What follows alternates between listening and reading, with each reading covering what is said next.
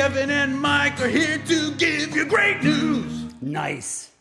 Hey, and welcome back to Great News. Great news, yeah. With Kevin Ryder and with Mike Catherwood. That's me. Are you ready? Yes, we're ready. Intro! The show's about to begin, bro! So put a smile above your chin, bro! Yeah! Say hello to the happy, goodbye to the blues, cause Kevin and Mike are here to give you great news! There's a lot of negativity around, so we just focus entirely on great news for this podcast. And the first one that I would like to talk about is COVID-related, of course. An Illinois husband and wife were both admitted to a hospital separately. They didn't know it immediately, but they were, Masako Martinez is 86. Those two names don't go together. Well, that's correct, yes. 86 years old, was admitted to St. Elizabeth's Hospital with COVID-19 on January 22nd. Her husband, 93-year-old Frank Martinez, was admitted to the hospital as well, separately from her. She wasn't aware that he had COVID. Mr. Martinez is a veteran of World War II. Jeez. And the Korean War. Dude. And the Vietnam War. Dude. All three. You know, Dennis Leary had that old joke about how only amazing rock stars die of, you know what I'm saying? Like None of the bad ones? Joplin, Hendrix, dead, but you could put Motley Crue in like a room full of heroin and they'd be like, oh, let's make a greatest hits album. Like, and how come like the wife beating scumbag will go on COVID free, just fine. Korean War, World War II veteran, COVID at night. Like, come on, God, be better. So they're separately in the hospital, and a nurse named Kim Presson and another nurse named Hannah Schlemmer made a plan. They decided that they were going to arrange a dinner night for both of them to bring him into her room and have a dinner night. Please tell me you don't have pictures or videos, because I will cry. I have video of the nurse, Kim Presson, talking about bringing them together. Okay. As soon as we rolled him into her room, the first thing he said was, "Oh, sweetheart, you look beautiful." And of course, my heart exploded. And they were we had, arranged the room so that he was able to sit next to her. Okay, hold on. And Hold on. Look at her. She's having trouble. She has a breathing tube on her face. She has all kinds of monitors everywhere. And he walks in and he says, "Oh, honey, you're beautiful." Like he's able to see past all of that clearly to the person. He probably legitimately is. And by the way, I'm not saying anything about her, but how god darn good does he look for 90-something? 93. Going through 2 wars. 3 wars. He was in Vietnam as well. Oh, my God. Dude, if he was in World War II, by the time he made it to Vietnam, he had to be like 50-something. Yeah, maybe. Wow, what a great human. And look, he looks awesome. Yeah, I agree. Go ahead. Let's continue. they were immediately holding hands, and it was very, very sweet. We were able to set up their dinner so they could eat side by side, and they spent about 2.5 hours watching news and game shows together. Oh. So they both kind of have a sweet tooth. It was pretty cute. He ate her pudding, and she drank his little mini shake. What? Whoa, time out.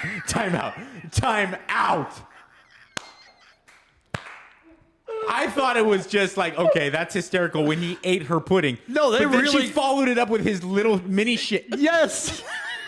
Look, he's 93. He can only get a mini shake.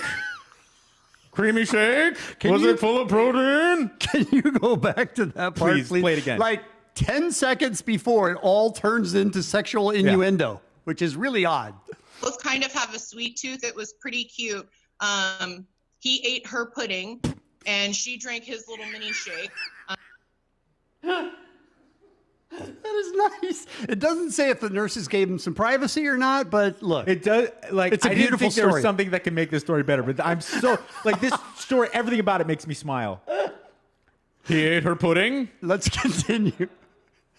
So they swapped up. One liked chocolate and one liked vanilla. Oh, But then yeah. Frank asked for One like chocolate. you know Right, what I'm saying? one like they brought vanilla. in- Sure. They brought in Big Jim Dandy. Come in and give her the BBC.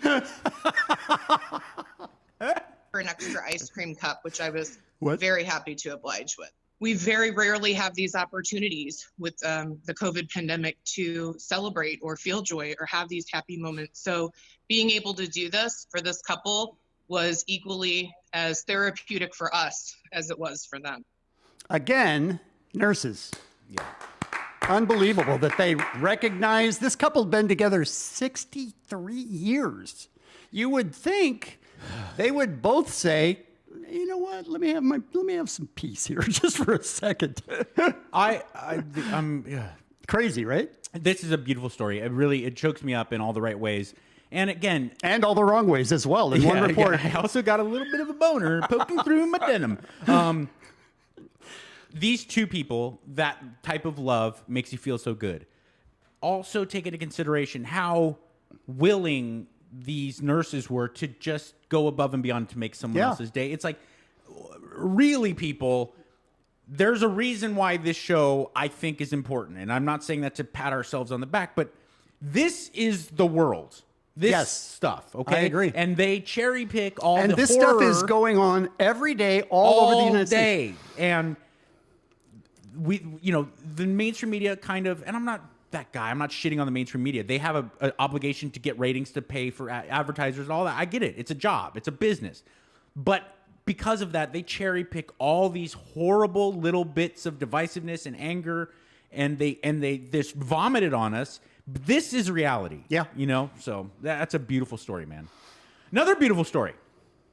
When you kind of following up on my last point about this being reality, people have this idea of professional fighters. Okay, it's like these They're animals. These violent, really callous people. And in many ways, they are. They do have a toughness and a switch that we don't have. But I know this firsthand. I've trained with a lot of people who make a living beating people up and getting beat up, and they're almost always, of course there's exceptions, but they're almost always some of the nicest, most giving and very, very like personable people, which you would not expect. No, I would think that they would be intimidating. Yeah. All the time, like not able to turn it off. Dustin Poirier, who has now deservedly reached, I think, a respectable level of fame by knocking out Conor McGregor a couple weeks ago, just for 20 years has been a really exceptional human being. He and his wife, they were high school sweethearts. And this isn't this story, but I wanted to highlight it because I actually tried to find this story, but I couldn't. And I saw it on Brendan Schaub's Food Truck Diaries, where he goes to food trucks and interviews fighters. Dustin was talking about how before he became interim title holder for beating up Max Holloway, he was talking about his life and what his wife meant to him. And he talked about a story where they drove somewhere super far. He's from Louisiana for one of his amateur fights, and he didn't win, and it wasn't a good performance. And he's like, I gotta give up on this. I'm beat up, my body. And his wife's like, no, you're going to be world champion, and you're not giving up. I'm here for you. We're going to get through this. It doesn't matter that we're broke, blah, blah, blah, blah. And it really did bring a tear to my eye while I'm sitting watching this show.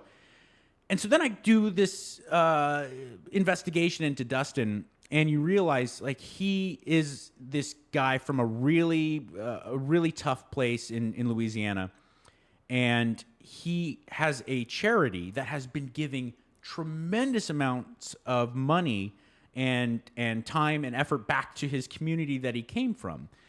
Well, all of a sudden, because he's known in that part of Louisiana as being this philanthropic person, he hears about a story from Make-A-Wish Foundation. And look where it takes us. Watch this. Adrenoleukodystrophy is a genetic brain disorder where the sheaths around the nerve cells in your brain deteriorate and do not develop again. And so he deteriorated quite a lot. He lost his vision, he lost his hearing, and he lost his ability to move around. The blessing of this disease is he didn't know he was sick. So while he would trip and fall, he would laugh. And I think his easygoing, carefree spirit enabled him just to smile in spite of it.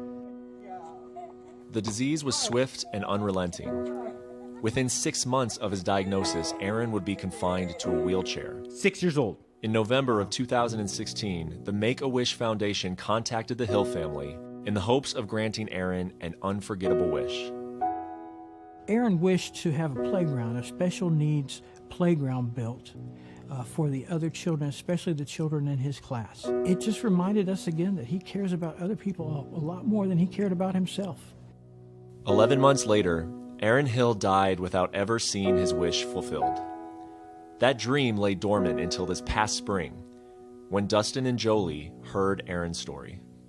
She called and said, "Do you mind? Dustin would like to build this playground and fulfill Aaron's wish." And we just assumed it just wasn't going to happen. So we were thrilled when she reached out. Aaron's dream, I'm trying to get emotional.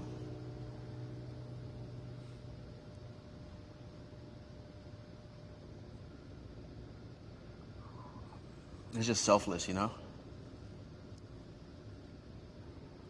It's just a beautiful dream for a 6-year-old kid to have, to want to see everybody benefit, you know? Could have said he wanted to go to Disneyland, or he wanted to meet his favorite actor.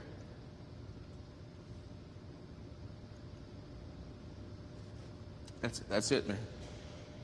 It's powerful. In August of 2019, Aaron's playground was installed at Prairie Elementary. Children from his school now play in Aaron's dream. Dustin Poirier knows how special those moments can be. Having a daughter and going to the playground often with her, I see how much it means, and I see how much fun she has and how much she enjoys being out there. It's important, man. That's part of their growth. That's part of their development. I'm just happy. I'm very, very happy That's the father. to see children benefiting from the love that my son has had. And I am happy because my son is honored. Every school has a playground, but specific playgrounds for special needs kids, they're not at every school. Hopefully that'll be there forever for him and his family, and his dream can live on. I'm sorry to say that we are not MMA fans, and I was a bit cautious that my son's name would be connected to a fighter. But once I met him, I realized he's an amazing man. He's a gifted athlete, but he also has a heart and a compassion for helping others. So what an honor to have Aaron's name connected with Dustin. Pretty awesome, right? Wow. Yeah, I that one gets me every time. You sort of assume that that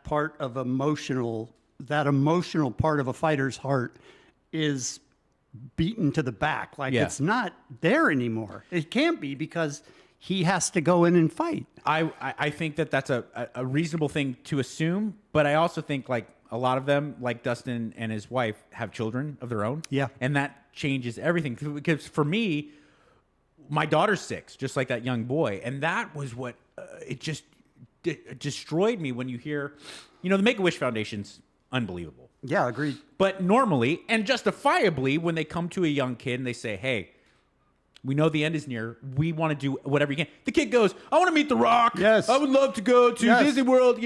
I would still say that. For instance, I pulled this story and I talked to my daughter about it, and I go, "If you had the Make-A-Wish Foundation, what would you ask for?" She goes, "A giraffe and a pink car." And I go, "Okay, good." I think that's normal. Yes, this kid asked for a special needs playground to be built not for him, For knowing his he was friends. going to die, and that just I thought all around again, what a beautiful story that highlights how good people can be. What a terrible story, but then was made beautiful by everybody involved in that story. Yep. Mine is my next one is a boy that's 10 years old. So he's a little bit older, 4 years older. He's in Rhode Island, and Monday evening, 10-year-old Christian Stone and his mom wanted to say thanks to the nurses at the local hospital. Okay. And it was snowing like crazy. So 10-year-old Christian goes out and cleans off their cars. So at the end of the day, when the nurses come out, their car's cleaned off and they can drive home. It's something that's so simple, doesn't cost the kid anything. And watch this video. Well, helping those who have spent the last year helping others. While healthcare workers were inside Rhode Island's Westerly Hospital during the nor'easter, 10-year-old Christian Stone was outside clearing snow from their cars. In a couple of hours, he cleaned about 70 cars. Christian says he came up with the idea after the last snowstorm and just wanted to help hospital workers get home to their families faster. How sweet is that? That's really beautiful. And a lot of times, and I think rightfully so, I'll at least focus on the parents and say, amazing, right? Something went right for that 10-year-old along the way where he learned to give to people who need it. Right. And we're not talking about washing cars in Southern California. Correct. Do you know what New England winter I don't. is? And I don't want to. That is a horror show for that little kid to be like, oh, I'll get out there. No, I'm a California person. I do not need that. And by the way, so we normally say the parents are amazing. His mom was quoted, and I want to read this because I want to get it right. It sucked. I hate the snow, but I was out there because this is what he's passionate about. I did it because he wanted to do it. It's a great feeling. It sucked. You hate the snow? Yeah, well, is that where you settle down? I mean, I would think you would hate the snow because look at it. Yeah, here's another thing. You add a dinosaur, there's still snow. Growing up here in LA and living here in LA, I always, for my whole life, and I'm not trying to say that there's anything wrong. I actually love pretty much everywhere in America I've ever been. I love everywhere in Florida and Nashville and like that? South. I love New New England. And there's a guy out there without a shirt. I love New England. I love the Midwest. I love it. I do.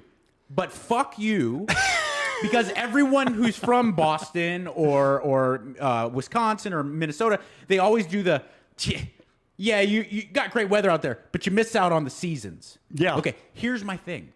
The animal of human being is capable of living there because of the advent of parkas and heaters and everything. But none of which that guy's using. If we're being honest, the animal of Homo sapien lives there and fucking dies. Okay? Like a bird flies south. Humans are supposed to be in Santa Monica and Africa. Couldn't agree with you more. Okay? So don't give me what you're doing out there. I'm not bothering you, but don't come at me with it's better this way. No, it's not. You're fighting your DNA. Thank you. Fall and spring, maybe. Yeah. Winter, hell no. Winter, make your way to Boca Raton or whatever. Kevin, dogs, we've talked about many times. Amazing. They provide us so much joy and happiness. Love, love, love. Dogs, oftentimes, even when they're fixed, even when they know that the receiver of the love is fixed, they like to hump. They do. Okay. And I wouldn't think to bring in a video here for good news of just a dog humping. You would, by the way. I would. First of all, you would. But it's not anything special. You know, it's like a dog eating. For me, it's like a dog drinking water. You go, oh, yeah, but it's a dog humping. Right. This dog orgy. I'm sorry? Is so off the chain dope. This is like hedonism for dogs. This is the Hedo Rick of dogs is right here. Check this out. Look. Oh yeah, you got that out? I got this side. I'm gonna lie down on my back and just get my wiener up there for some action, or maybe my lady parts. You go ahead, keep going. They goes, and then they like switch. It's like a porn. Look at wagging that tail, like oh yeah, I like that. That's a 4-dog orgy. I love the guy lying on his back. I don't feel like the one that's receiving is having fun. You might be right. No. You might be right. But there's, look, I did the zoom. There's no lipstick there. So this is an exercise. Look at the guy lying there. Look at the lady or guy. He's like, yeah, I like that. I'm just going to lie here. You guys do your thing. Now they're doing doggy centipede. Tell me this doesn't bring a smile to your face. I mean, it does, except for the bottom dog. It's not having fun. The receiver. I do enjoy the guy laughing, though. Maybe you're right, but don't you think a dog would try to like run away if it wasn't? Yeah. So maybe it's like, oh, this is good. That's dog centipede right there. If I had that happen to me as a human, I'd be like, oh, this is pretty sweet. Well, that is great news. Yes, thank you. A Utah man. Wait, I'm sorry. Am I supposed to do one more? Yes. Okay. Thank you. Utah man invited homeless people to live on his front yard. He said, you know what? I know you don't have anywhere to go. It's winter in Utah. It's cold. So go outdoors in my front yard? So- Like, that doesn't seem exactly like... No, so a guy named Darren Mann sort of gave them a safe space to live Okay. on his lawn. Watch this.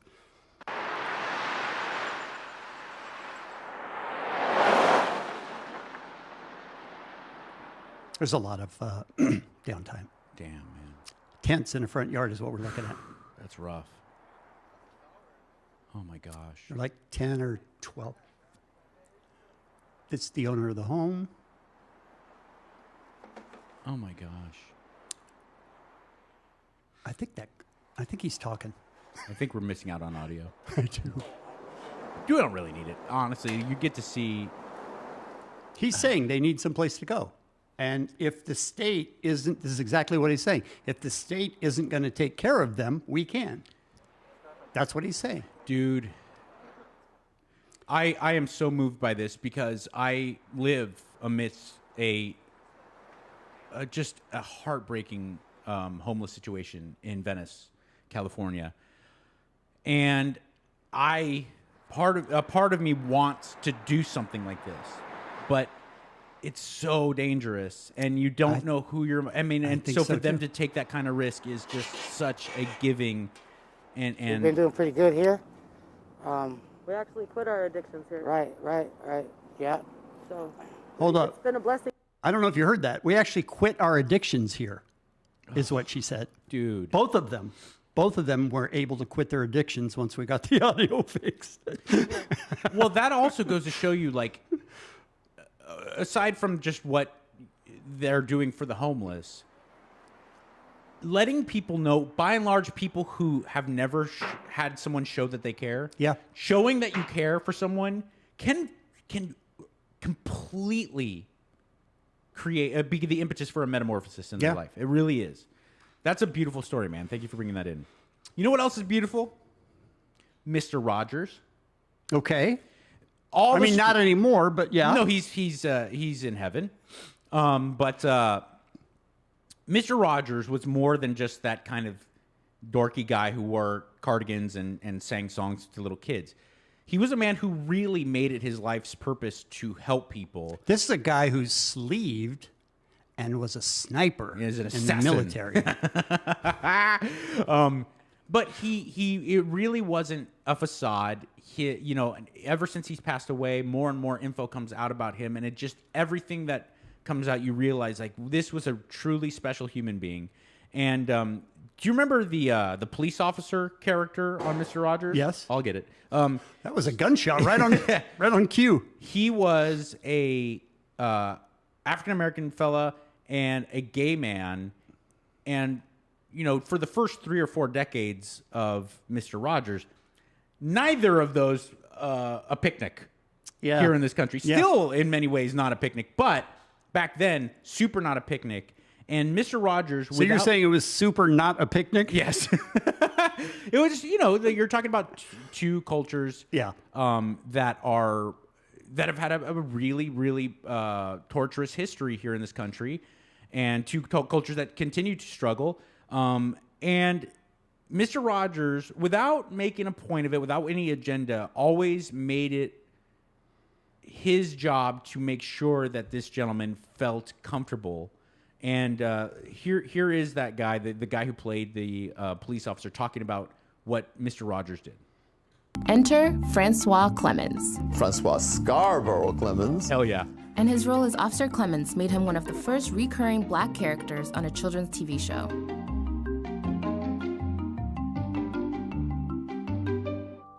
When I started, there were 2-3 shows, period, on television that employed a black character. Francois grew up during the Civil Rights Movement and times of great racial tension in the U.S. So when Fred asked me to be a police officer, Fred, are you sure?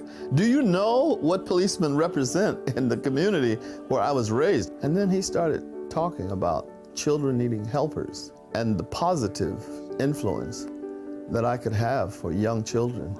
My heart open as I listened to him. He accepted the role, not knowing he would end up playing Officer Clemens for 30 years. And one of his most memorable scenes is also one of his favorites. There are many ways to say I love you. It's a very big deal for me to be putting my feet in the water with Fred. During a time of segregation, the symbolism wasn't lost on Francois. To say that he didn't know what he was doing, or that he accidentally stumbled into integration or talking about racism or sexism, that's not Mr. Rogers. It was well planned and well thought out, and I think it was very impactful. There are many ways to say I love you. That impact was felt by many, but for Francois, it was personal. I was in the studio one day. That particular day, he was filming the end of the show. And when he got to the part, he said, "You make every day a special day." You know how? By just your being you. And I swear it was like, he was looking right into my eyes. And when the music stopped, I said, "Fred, were you talking to me?" And he said, "Yes, I have been talking to you for years, but you heard me today."